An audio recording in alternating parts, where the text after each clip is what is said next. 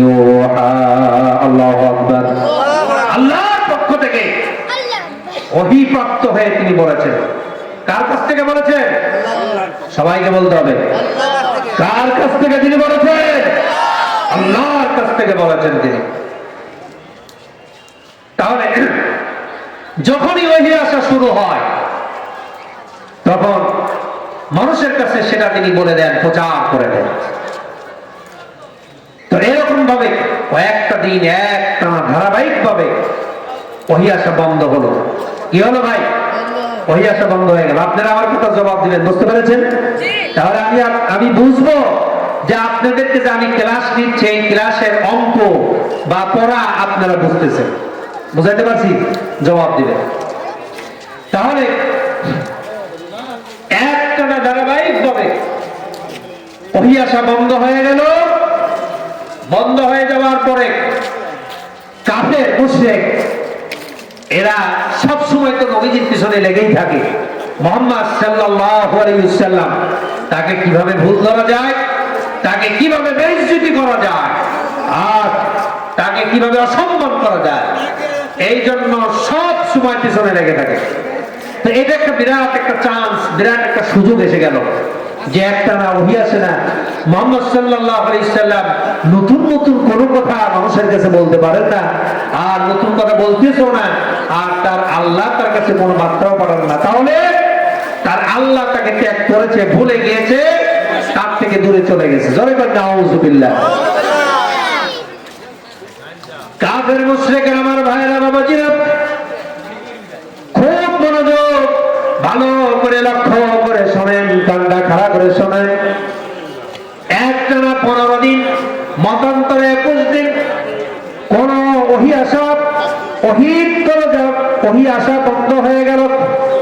বন্ধ হয়ে যাওয়ার পরে কাফের মুশরিকরা নবীজির কাছে এসে বললেন, মুহাম্মদ সাল্লাল্লাহু আলাইহি ওয়াসাল্লাম প্রত্যেক দিন যে নতুন নতুন কথা বলো, আর কয়েকদিন যাবত হয়ে গেল, 15 দিন হয়ে গেল, কোন নতুন তোমার কথা আমরা পাই না। তোমার আল্লাহ কি তোমাকে ত্যাগ করেছে নাকি? জোরে বলেন নাউযুবিল্লাহ। নবীজি পেরেশানি পড়ে গেলেন, টেনশনে পড়ে গেলেন। এমনিতেই তো পিছনে লাগে, ভালো কাজ যারা করে সমাজে তাদের পিছনে এক শ্রেণীর মানুষ লাগে না? জোরে বলেন লাগে কিনা? আপনি মনে রাখবেন, যত ভালো কাজ আপনি পৃথিবীতে করবেন তত আপনার পিছনে লোক লাগতেই থাকবে। জোরে বলেন ঠিক কিনা? আর যত বাজে কাজ আছে আপনি করেন, আপনার পিছনে একটা লোক লাগবে না, কারণ শয়তানের দল ভারী। জোরে বলেন ঠিক কিনা? জোরে বলেন ঠিক কিনা? শয়তানের দল সব সময় ভারী। আর ভালো কাজ নবীদের পিছনেও লেগেছে, আমি আপনি করলে তো লাগবে, এটাই স্বাভাবিক, এটাই সুন্নাহ। নবীর পিছনে লেগে গেল। মুহাম্মদ সাল্লাল্লাহু আলাইহি ওয়াসাল্লাম রব তাকে ত্যাগ করেছে। আবু লাহাবের স্ত্রী উম্মে জামিল সে বলতে লাগলো, হে মুহাম্মদ সাল্লাল্লাহু আলাইহি ওয়াসাল্লাম তোমার প্রভু কি তোমাকে ত্যাগ করেছে নাকি?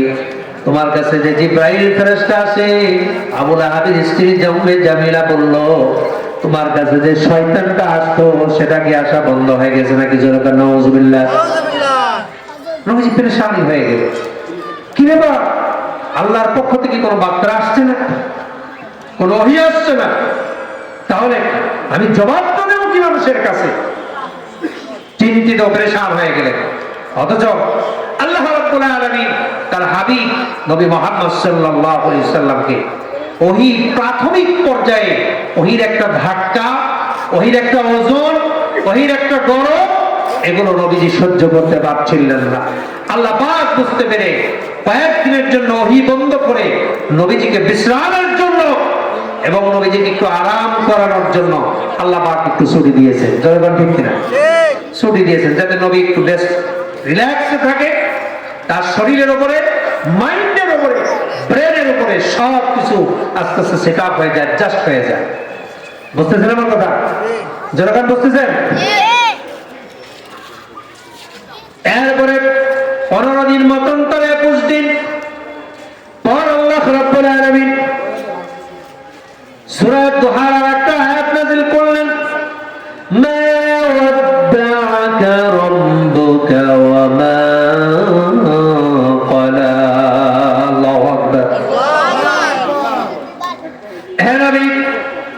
আপনার সম্বন্ধে যে সমস্ত বাজে মন্তব্য করে যে আপনার প্রভু আপনাকে ত্যাগ করেছে, কখনো নয়।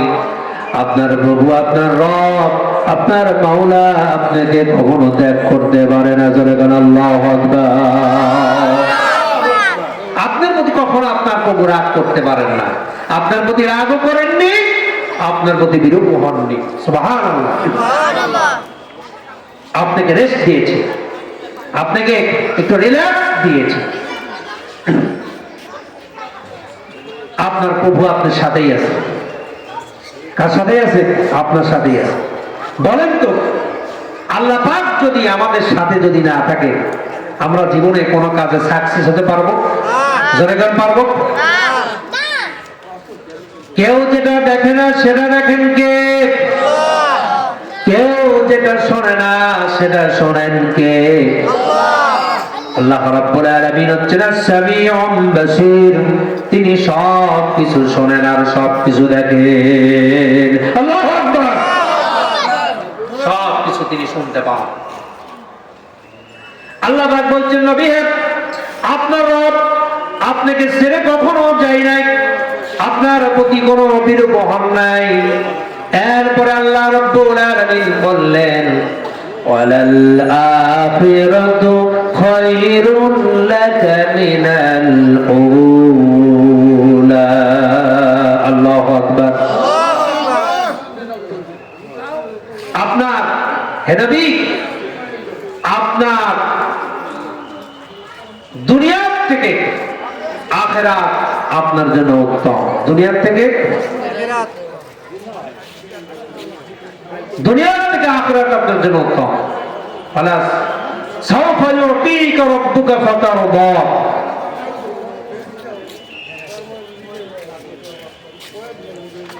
আপনার প্রভু আপনাকে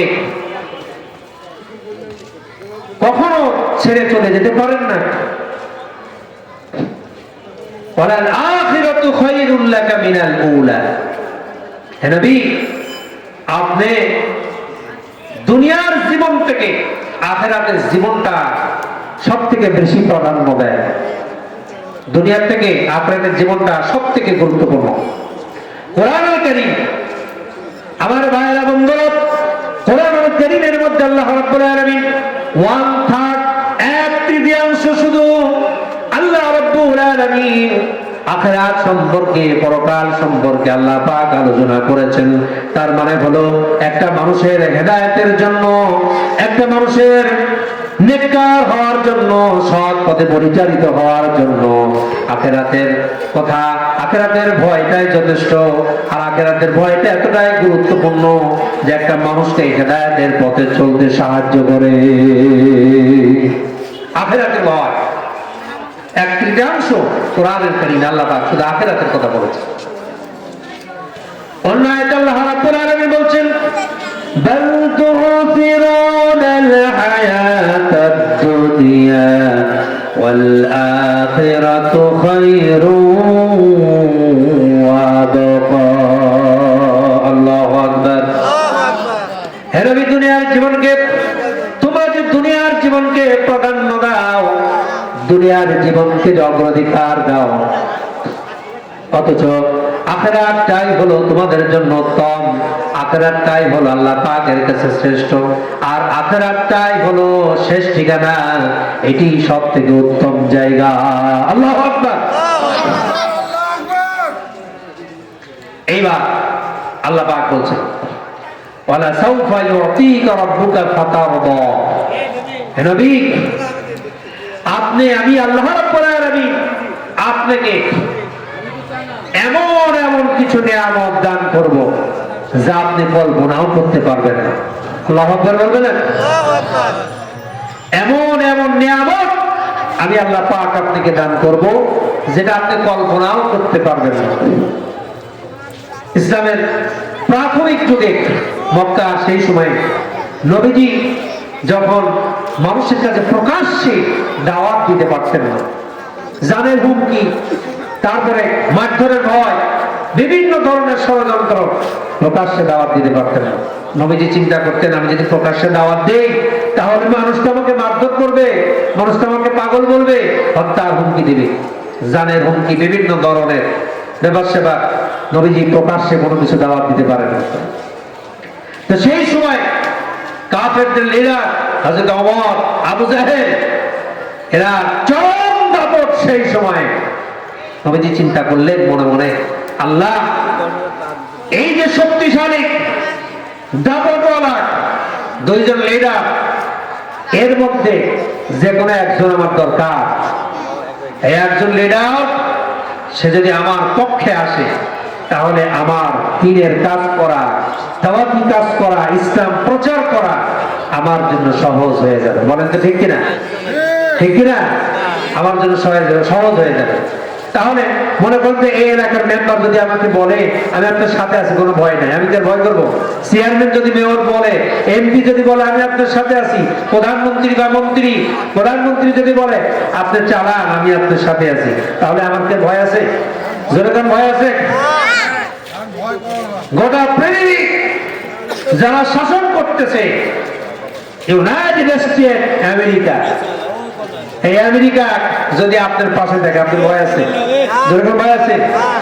আর গোটা পৃথিবীর সমস্ত প্রেসিডেন্ট যারা আছে, এই প্রেসিডেন্টের প্রেসিডেন্ট, গোটা পৃথিবীর সমস্ত দেশের বাদশার বাদশা, রাজাধিরাজ আল্লাহ রাব্বুল আলামিন, তিনি যদি আপনার পাশে থাকেন, তাহলে কি আপনার আর কোনো ভয় আছে? যেরকম ভয় আছে নাকি? ভয় নাই। আল্লাহ রাব্বুল আলামিন সেই কথা বলছেন নবী, ওয়ালাসাউফা ইউতিকা রাব্বুকা ফাতারদা। আল্লাহু আকবার। হে নবী, আমি আল্লাহ রাব্বুল আলামিন আপনাকে এমন এমন কিছু দান করব, আপনি কল্পনা করতে পারবেন না, আপনি খুশি হয়ে যাবেন। তো নবীজি প্রাথমিক পর্যায়ের দিকে দাওয়াত দিতে পারেন না ভয়ে। এ পর্যায়ে চিন্তা করলেন, আল্লাহ, হয় আবু জাহেল আর না হয় ওমর ইবনে খাত্তাব, খাত্তাবের বেটা ওমর, এই দুইজনের একজন আমার দরকার। এই দুইজনের একজন যদি আমার হয়ে যায়, তাহলে ইসলাম প্রচার প্রসার করা আমার পক্ষে আর কোনো ভয় আছে? জনগণ ভয় আছে নাকি? ভয় নাই। এই দুইজনের একজন আমার দরকার। নবীজি তাহাজ্জুদ নামাজ পড়ে দোয়া করলেন, কার কাছে? জোরে বলেন, কার কাছে? আল্লাহর কাছে দোয়া করলেন। হাদিস শরীফের মধ্যে এসেছে, কোন মানুষ যদি তাহাজ্জুদের সময়ে আল্লাহ রাব্বুল আলামিনের কাছে দোয়া করে, আল্লাহ রাব্বুল আলামিন তাহাজ্জুদের সময়ের দোয়াগুলোকে কবুল আর মঞ্জুর করে নেন। আল্লাহ পাক প্রত্যেক দিন রাতের শেষ অংশে সামাই দুনিয়ার আসমানে আল্লাহ পাক চলে আসেন, বান্দা তোমার কি দরকার আমার কাছে চাও, কোন মানুষের কাছে চাও না। মানুষ তোমাকে কি দিতে পারবে? মানুষ তোমাকে কিচ্ছু দিতে পারবে না। দুনিয়ার কেউ যেটা দিতে পারে না, এই দুনিয়ার কেউ যেটা দিতে পারে না, সেটা পারেন কে? আল্লাহ রাব্বুল আলামিন প্রথম আসমানে চলে আসেন, বান্দা তোমার জীবনে কি গুনাহ আছে আমার কাছে চাও, আমার কাছে চাও, আমি আল্লাহ রাব্বুল আলামিন তোমার জীবনের গুনাহগুলোকে মাফ করে দেব। তোমার কি অভাব আছে, সেই অভাবগুলো আমার কাছে পেশ করো, আমি আল্লাহ রাব্বুল আলামিন তোমার অভাবগুলোকে মিটিয়ে দেব। আর তোমার কি অসুখ বিসুখ ব্যাধি বিমার আছে, আমার কাছে চাও, আমি আল্লাহ রাব্বুল আলামিন তোমার সব অসুখ বিমারগুলোকে আমি আল্লাহ ভালো করে দেব। নবীজি তাহাজ্জুদ নামাজে, আমার ভাইরা গভীর মনোযোগ আমার দিকে লক্ষ্য করেন। নবীজি তাহাজ্জুদ নামাজে হযরত ওমরের জন্য দোয়া করলেন আর আবু জেহেলের জন্য দোয়া করলেন, আল্লাহ এই দুইজন বাহুবলীর মধ্যে একজন আমার দরকার, একজন যদি আমার পক্ষে চলে আসে, ইসলামের কাজ করা আমার জন্য সহজ হয়ে যাবে। বলেন তো ঠিক কিনা?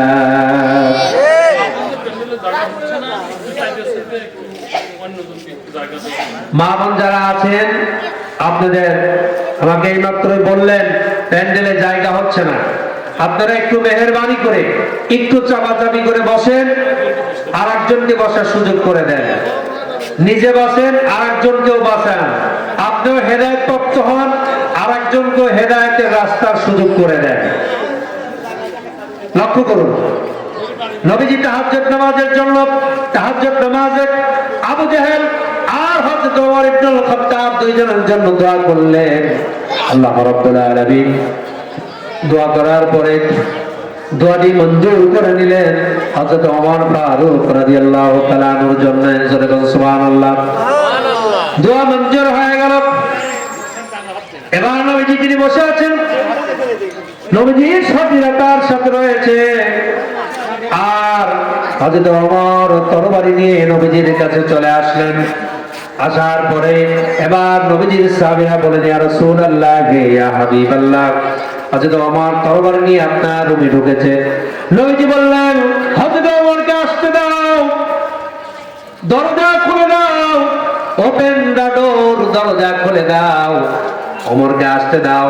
আমি গত রাত্রে তাহাজ্জুদে যে দোয়া করেছি, মনে হয় আল্লাহ রাব্বুল আলামিন ওমরের জন্য সেই দোয়া কবুল করেছে। আল্লাহু আকবার। আবার মনে হচ্ছে সেই দোয়া কবুল হয়ে গেছে। হযরত ওমর আসলেন। আসার পরে নবীজির সামনে তরবারিটা রেখে দিলেন। বলে, হে রাসূল, আপনি আমাকে কালেমা পড়ায় দেন। আমি ওমর, আর আগের ওমর নাই। আপনার কাছে এসেছি আমি ওমর, মাটির মতো হয়ে। আপনি আমাকে কালেমা পড়ায় দেন। লা ইলাহা ইল্লাল্লাহু মুহাম্মাদুর রাসূলুল্লাহ। হযরত ওমর ইসলাম কবুল করলেন। আল্লাহ নবী এত বেশি খুশি হয়ে গেলেন। খুশি হয়ে যাওয়ার পরে আল্লাহ পাক বলছেন, ওয়ালা সাউফা ইউতিকা রাব্বুকা ফাতারদা। আমি আল্লাহ আপনাকে খুশি করে দেব। সুবহানাল্লাহ। আমি আল্লাহ আপনাকে খুশি করে দেব। নবীজি খুশি হয়ে গেলেন। কি হয়ে গেলেন? যারা বলেন কি হয়ে গেলেন? খুশি হয়ে গেলেন। বাহুবলী একটা আমার সঙ্গে চলে এসেছে, আর কিসে ভয় আমার, এতটাই বেশি খুশি হয়ে গেলেন। সুবহানাল্লাহ। এইবার নবীজি মক্কা থেকে 80 মাইল দূরে তায়েফ নামক একটা জায়গা রয়েছে, যেখানে নবীজির 3 জায়গায় রক্ত ঝরেছে। যেরকম কয় জায়গা? 3 জায়গা রক্ত ঝরেছে। আমি গত 2 বছর আগেও উমরা করে আসার সময় সেই তায়েফের ময়দান, যেখানে নবীজির রক্ত ঝরেছে, সেই জায়গাটা দেখে এসেছি। 3 জায়গায় রক্ত ঝরেছে। এই তায়েফবাসীর কাছে যখন নবীজি দাওয়াত নিয়ে গেলেন, কালেমার দাওয়াত যখন নিয়ে গেলেন, আল্লাহ পাকের তাওহীদের দাওয়াত যখন নিয়ে গেলেন, তায়েফের দুষ্ট ছেলেরা নবীজিকে পাথর মারা শুরু করলো, প্রহার করলো। নবীজির শরীর থেকে রক্ত ঝরলো।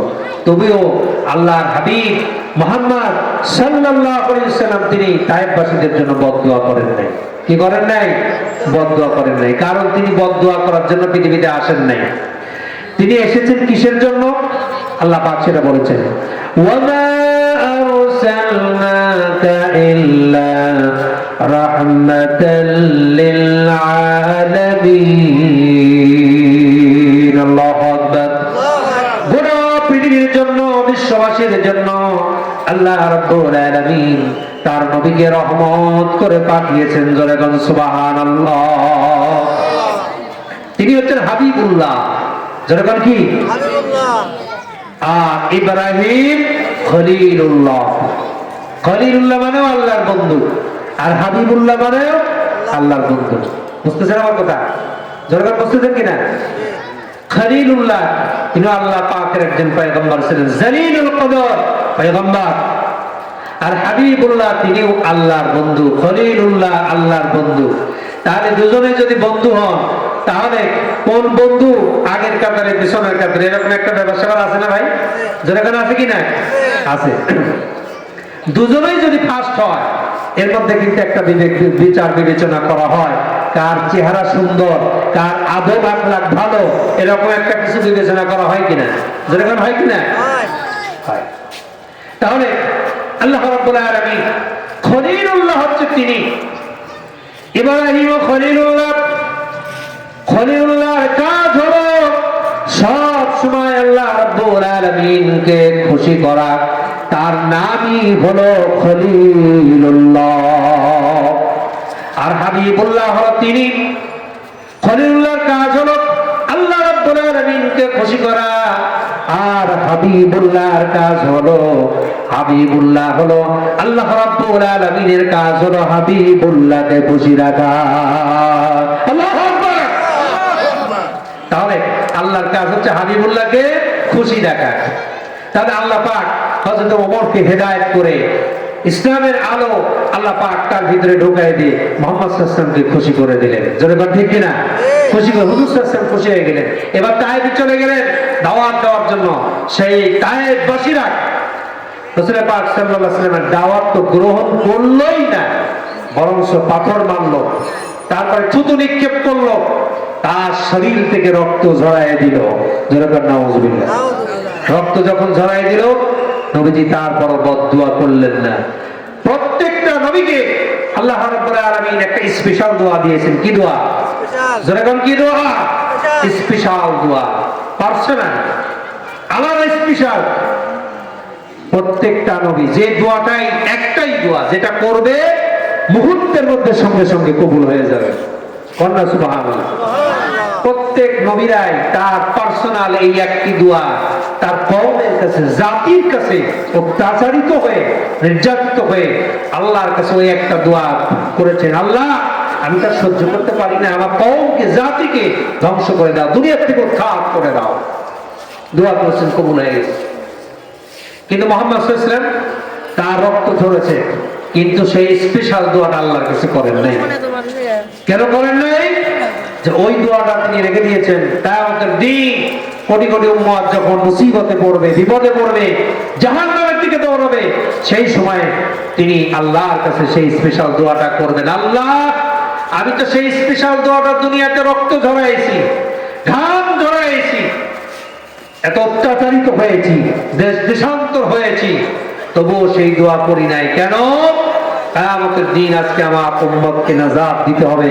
এই স্পেশাল দোয়াটা আল্লাহর হাবিব জনাবে মুহাম্মদ রাসূলুল্লাহ সাল্লাল্লাহু আলাইহি ওয়াসাল্লাম তিনি সেদিনকে করবেন আমার আপনার নাজাতের জন্য। জোরে বলুন সুবহানাল্লাহ।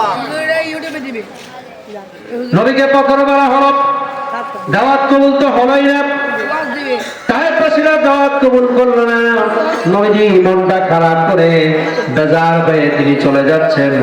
ফজরের নামাজ যখন পড়তেছেন, ফজরের নামাজের পরে নবীজি যখন বসে আছেন, আল্লাহ রাব্বুল আলামিন নবীজিকে সান্ত্বনা দিলেন।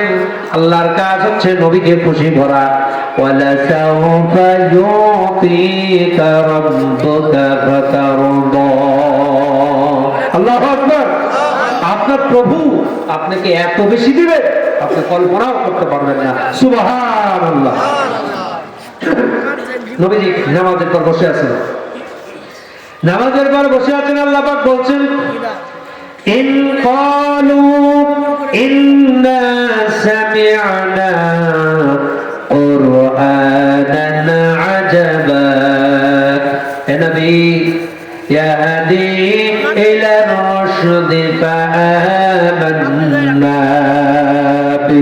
আল্লাহু আকবার।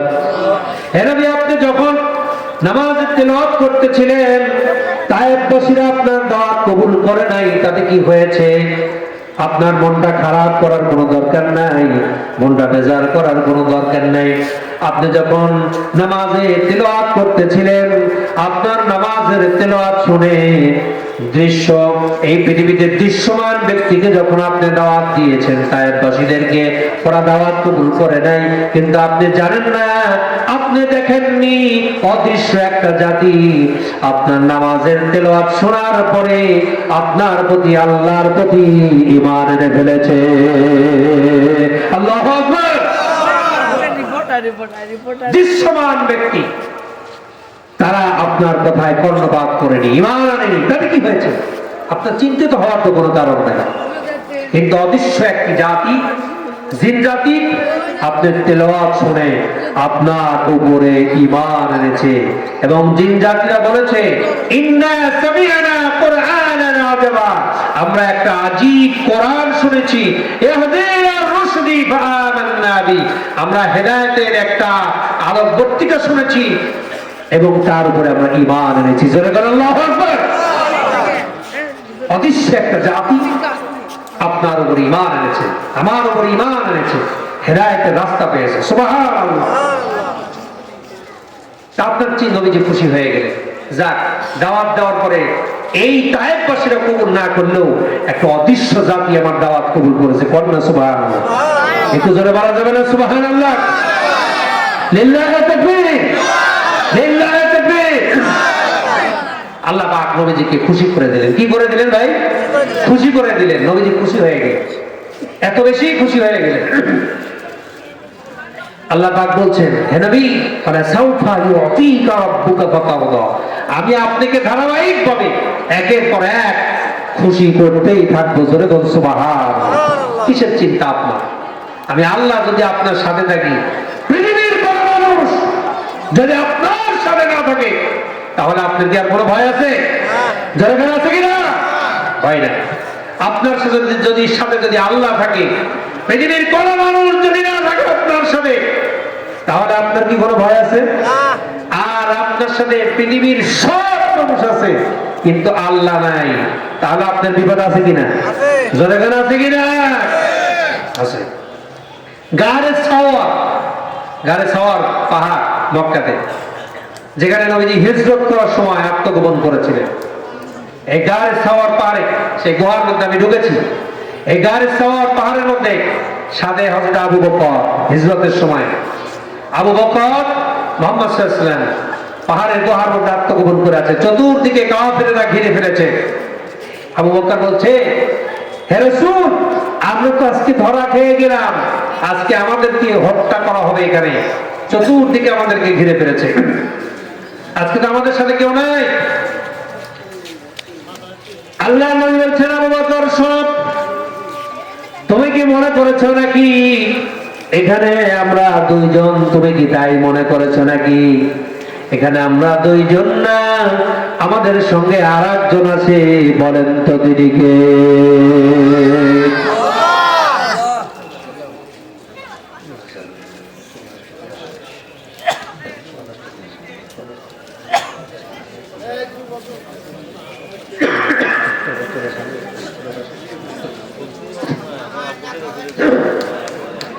এরপর আল্লাহ রাব্বুল আলামিন বলছেন,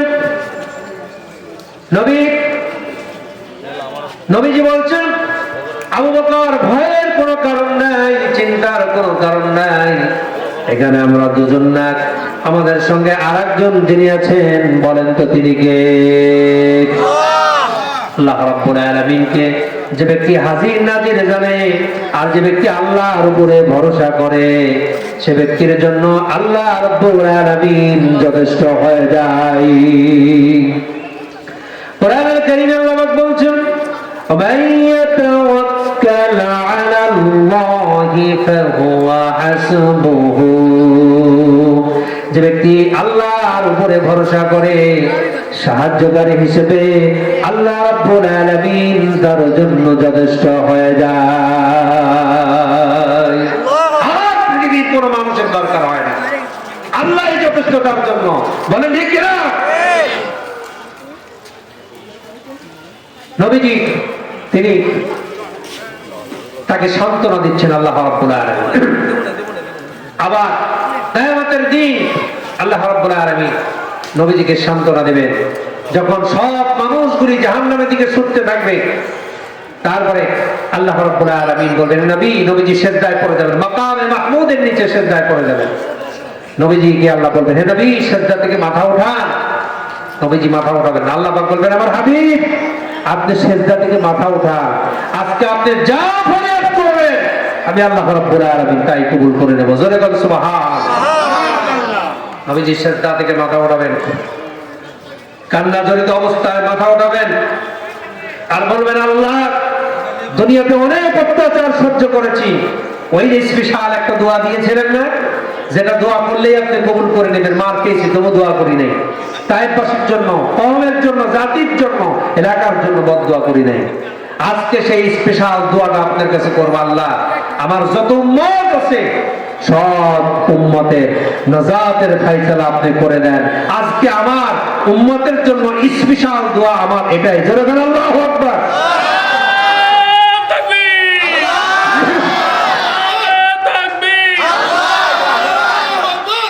আমার ভাইরা, এরপরে আয়াত আল্লাহ রাব্বুল আলামিন নবীজিকে বলছেন, আলাম ইয়াজিদকা ইয়াতীমান ফাআওয়া। হে নবী, আপনি মনে করুন ছোট্ট শিশু অবস্থায় ছিলেন, আপনার জন্মের পূর্বে আপনার পিতা দুনিয়া থেকে আমি আল্লাহ পাক বিদায় করে দিয়েছি, আর 6 বছর বয়সে আপনার মাও ইন্তেকাল করেছেন। দাদার কাছে লালিত পালিত হলেন, পিতৃব্য আবু তালেব চাচার কাছে লালিত পালিত হলেন। এরপর আমি আপনাকে আবার আশ্রয় দিয়েছি, খাদিজার কাছে আপনাকে তুলে দিলাম। এভাবে করে আমি আল্লাহ রাব্বুল আলামিন আপনাকে আস্তে আস্তে এতিম অবস্থায় পাওয়ার পরে ধারাবাহিকভাবে আপনাকে লালিত পালিত করলাম। এরপরে গোটা পৃথিবীর মধ্যে শ্রেষ্ঠ মহামানবে আমি আপনাকে পরিণত করলাম। আল্লাহু আকবার। নবীজি এতিম ছিলেন, আল্লাহ পাক ওই কথা স্মরণ করায় দিচ্ছে, আলাম ইয়াজিদকা ইয়াতীমান ফাআওয়া। আপনি এতিম ছিলেন, আমি কি আপনাকে লালন পালন করি নাই? ধারাবাহিকভাবে একের পর এক দাদা চাচা ধারাবাহিকভাবে করে আমি আপনাকে লালন পালন করেছি, আমার কুদরত কাজ করেছে। কন্যা সুবহানাল্লাহ। এরপরে নবী হে আপনি শুনুন, ওয়াজাদাকা দাল্লান ফাহাদা। আপনি গুমরাহি ছিলেন, দল্লান, আপনি গুমরাহি ছিলেন, পথ চিনতেন না, শরিয়ত চিনতেন না, দিন কি আপনি সেটাও জানতেন না, ঈমান কি সেটাও আপনি জানতেন না। ফাহাদা, আপনাকে আমি ডান দিকে হেদায়েতের রাস্তা দেখাইছি। আল্লাহু আকবার। হেদায়েত দেওয়ার মালিক কে? জোরে বলেন কে? হেদায়েত চাইতে হবে কার কাছে? জোরে বলেন কার কাছে? আল্লাহর কাছে চাইতে হবে হেদায়েত। যে জাতি বা যে কওম তার ভাগ্যকে পরিবর্তন করার জন্য সামনের দিকে অগ্রসর না হয়, চেষ্টা না করে, কোশিশ না করে, আল্লাহর কাছে না চায়, আল্লাহ পাক কোরআন কারীমে বলছেন, আমি ওই জাতির ভাগ্যকে পরিবর্তন করি না। তাহলে হেদায়েতটা চাইতে হবে কার কাছে? জোরে বলেন কার কাছে? আপনি হেদায়েত চাইবেন না, অটোমেটিক সেটা চলে আসবে। যদি আসে তাহলে আপনার জন্য গড গিফট, কিন্তু চাইতে হবে হেদায়েত কার কাছে? আল্লাহর কাছে। এই পৃথিবীতে হেদায়েতের থেকে বড় দামি সম্পদ দৌলত পৃথিবীতে আর কিচ্ছু নাই, কিচ্ছু নাই। জোরে বলেন ঠিক কিনা? সরল সঠিক পন্থা আমাদের দাও গো বলি, চালাও সে পথে যে পথে তোমার প্রিয়জন গেছে চলি, যে পথে চির অভিশাপ, যে পথে চির ভ্রান্তি পরিতাপ, হে মহাচালক মোদের কখনো করোনা সে পথগামী। বলেন আমিন। তাহলে হেদায়েত চাইতে হবে কার কাছে? নবীজি কি হেদায়েত বুঝতেন? শরীয়ত ছিল না, দ্বীন ছিল না, ঈমান ছিল? আল্লাহ পাক বলছেন, নবী আমি আপনাকে হেদায়েতের রাস্তা দেখাইছি, সরল সঠিক পন্থা আমি আর রাস্তা আপনাকে দেখাইছি, আপনাকে শরীয়তের উপরে শরীয়ত দিয়েছি, কিতাব দিয়েছি, আপনাকে দ্বীন বোঝাইছি, হেদায়েত দিয়েছি, আলোর পথ আমি আল্লাহ রাব্বুল আলামিন আপনাকে দেখিয়েছি। আল্লাহু আকবার। আলোর পথ দেখাতে পারেন কে? জোরে বলেন, জোরে বলেন কে? মুহাম্মদ সাল্লাল্লাহু আলাইহি ওয়াসাল্লামের মাধ্যমে আল্লাহ পাক তিনি আমাদেরকে আলোর পথ দেখাচ্ছেন। যে ব্যক্তি হেদায়েতের রাস্তা চেনে না, সে ব্যক্তি কি আপনাকে কখনো হেদায়েতের পথ দেখাতে পারবে? জোরে বলেন পারবে?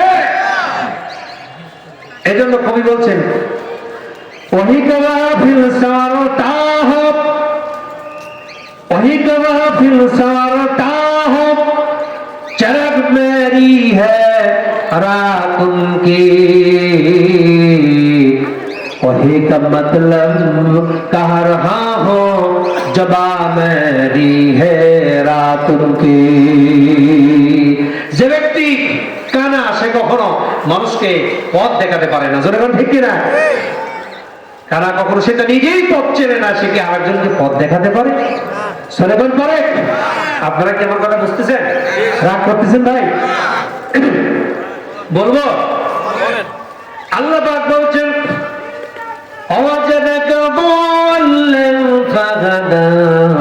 নবী আপনাকে আমি হেদায়েতের রাস্তা দেখাইছি, আলোর পথ দেখিয়েছি, সঠিক রাস্তা আপনাকে দেখাইছি। লিল্লাহি তাকবীর, লিল্লাহি তাকবীর। প্রধান বক্তার আগমন, প্রধান বক্তার আগমন পাবনাবাসীর পক্ষ থেকে, পাবনাবাসীর পক্ষ থেকে।